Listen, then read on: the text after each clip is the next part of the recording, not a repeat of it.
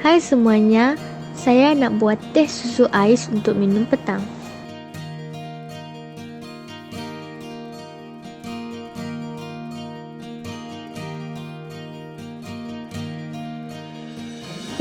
Kenapa susu ni berhenti mengalir?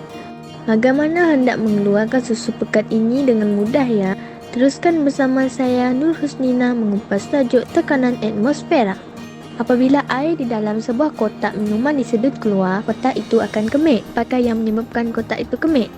Apabila air di dalam kotak minuman disedut keluar, ruang dalam kotak itu menjadi separuh vakum dan tekanan udara di dalamnya berkurang.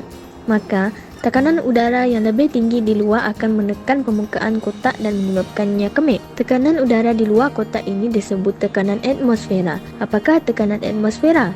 Tekanan atmosfera ialah tekanan yang dikenakan oleh atmosfera ke atas permukaan bumi dan semua jasad di bumi. Mari kita jalankan beberapa aktiviti untuk menunjukkan konsep tekanan udara. Aktiviti 1.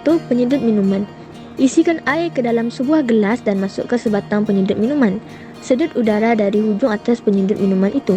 Perhatikan perkara yang berlaku kepada air di dalam menyedut minuman. Apabila udara di dalam penyedut minuman sedut, ruang di dalam penyedut minuman akan menghasilkan tekanan rendah. Tekanan udara yang tinggi di luar iaitu tekanan atmosfera akan menolak air masuk ke dalam penyedut minuman dan akhirnya ke mulut. Aktiviti 2. Sifon. Isikan air ke dalam sifon seperti ini. Tutup kedua-dua hujung sifon. Kemudian, masukkan salah satu hujung sifon ke dalam air dan hujung satu lagi diletakkan pada aras yang lebih rendah di luar bekas seperti ini. Perhatikan perkara yang berlaku kepada air di dalam bekas. Air yang memenuhi tiub akan mengalir keluar dan menyebabkan tekanan di dalam sifon menjadi rendah. Tekanan atmosfera pula akan menolak air ke dalam sifon menyebabkan air mengalir keluar secara berterusan. Apakah yang berlaku jika kedua-dua hujung sifon berada pada aras yang sama tinggi? Air tidak akan mengalir lagi kerana tekanan atmosfera di kedua-dua adalah sama. Aktiviti 3. Picagari.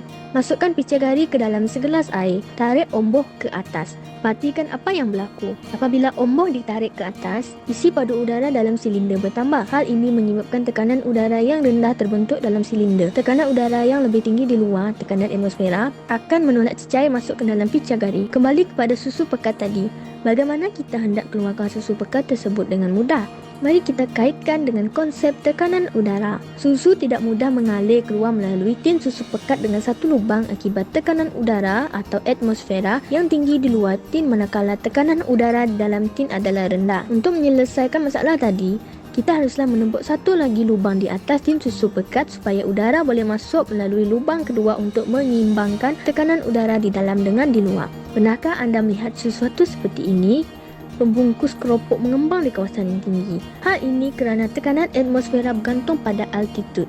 Tekanan atmosfera menurun apabila altitude semakin meningkat. Hal ini disebabkan oleh tarikan graviti. Molekul udara yang berdekatan dengan permukaan bumi ditarik bersama oleh tarikan graviti yang menyebabkan kenaikan tekanan. Pada altitude yang tinggi, molekul-molekul udara kurang dipengaruhi oleh tarikan graviti, maka udara itu kurang berat dan mudah mengembang. Hal ini menyebabkan tekanan atmosfera rendah pada altitude yang tinggi. Konsep tekanan udara membolehkan kita menggunakan pelbagai alatan untuk melakukan aktiviti harian dengan mudah. Selain aktiviti yang ditunjukkan tadi, ada banyak lagi alatan yang berfungsi berdasarkan konsep tekanan udara seperti pam sedut, hemisfera Magdeburg, pembersih vakum dan cangkuk sedutan. Semua peralatan ini sangat membantu dalam memudahkan kerja seharian kita. Sekian, terima kasih.